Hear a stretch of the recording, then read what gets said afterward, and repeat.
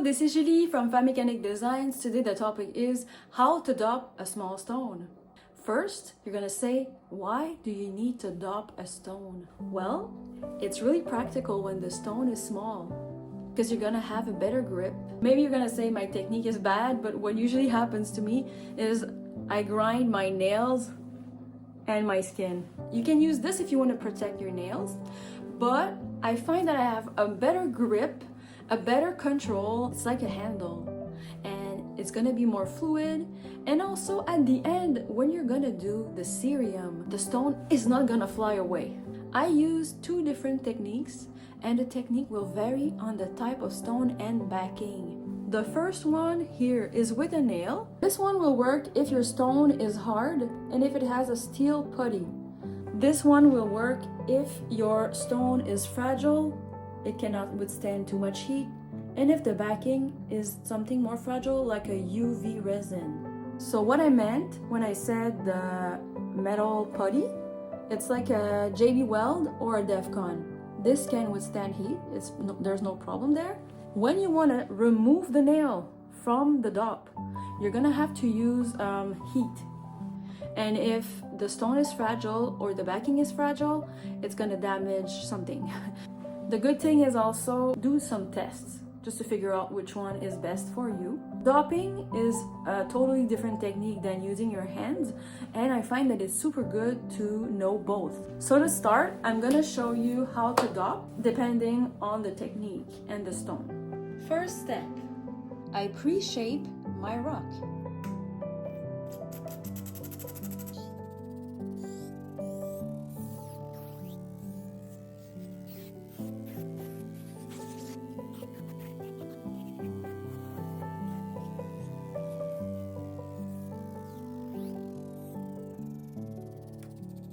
So basically, you can say that I have two techniques in one. I use my hands to pre-shape and then I dop. That's what I'm really comfortable with. So now I'm gonna be ready to put the nail. The next step is to clean your stone and to clean your nail. Does your nail have gunk? If so, you need to sand that off. Here I have a 240 grit.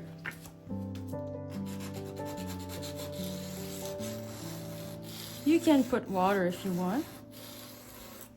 Make sure not to go like this because you want to have something pretty flat. This should be perfect for my needs.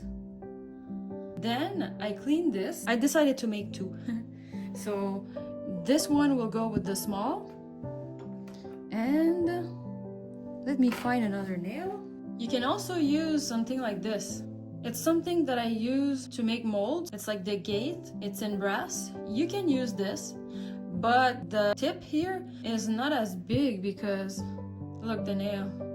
So this is gonna be only for pretty tiny stones. The more surface you have on your dop, the better it's gonna hold. I found a second one. I don't need to use acetone for what I do because I don't use any oils. So I can use 70% up to 99%.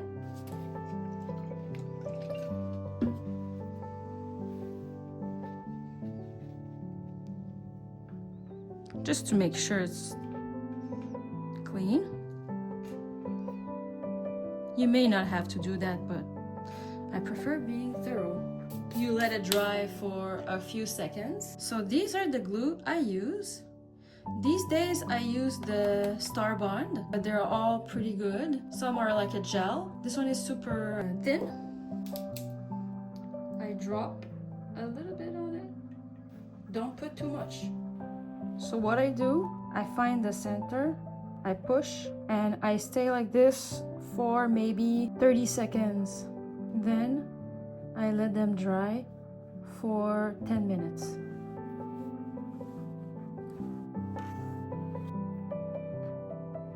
I'm gonna show you how I dop with the wax. So this is the station that I use to put my hallmark, to put my stamp. But this is really good also, like a metal surface, to dop. Let me show you how. All these stones here, these are very side, but I was a bit lazy And sometimes I find that it looks really nice when the backing is clear. It's just a thin backing to help everything stay together. And the way I set stones, it's so tight there that even if it would unglue, it would help anyway. How I dop small stone like opals, it's really great for that. And also the ones that have a clear epoxy backing or anything that is fragile. I use a thin dowel or this. So these are bamboo sticks. You can cut them.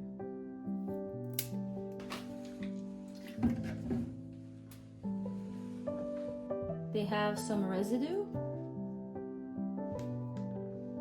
You take a little bit of wax. You take a metal surface and you roll it. This one has a bit too much. Then I take my torch. Don't put it too close and go like this. If you made a mistake and you have too much, you can always reshape.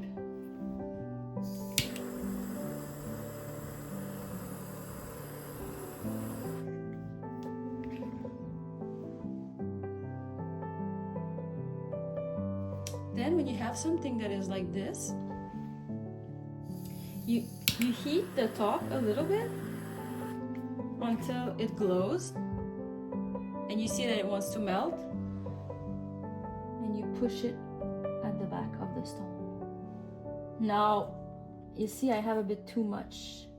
You can shape it with your hand, your fingers. I don't mind a little bit of heat, and I push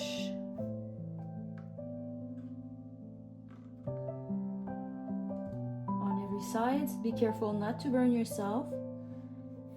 And then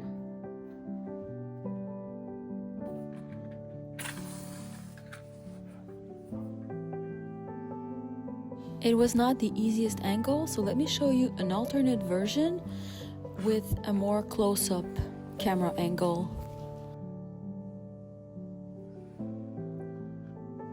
Press down, middle, and down.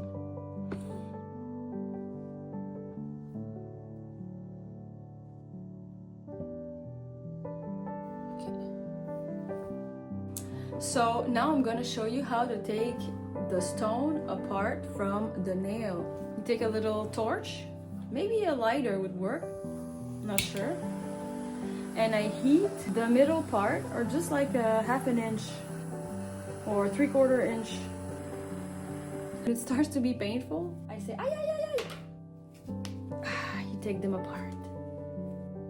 And now what you have to do, that is the downside of dopping, is that you cannot work on the back at the same time as you do the side and the top. So you do everything, and then what I like to do at the end is to make the back smooth, and I do a little 45-degree angle too at the back. And how to take this stone from the wax, most of the time I just do this and it works. Or you can put it in the freezer for a few hours. Let me see if it works. Yeah. Oh. Well, it didn't work fully. I still have some. Oh, okay. It's easy to remove with your nails. So if you put it in the freezer, usually it works well. And sometimes when I'm in a hurry, I just do it with my hands. And you can take a little bit of this.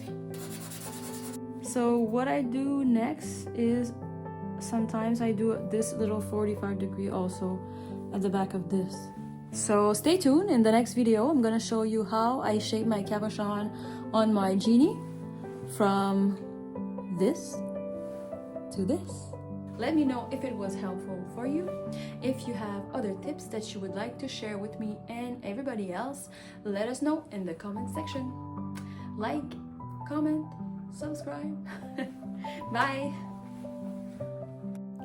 Every tool is gonna be listed in the description. Have a look.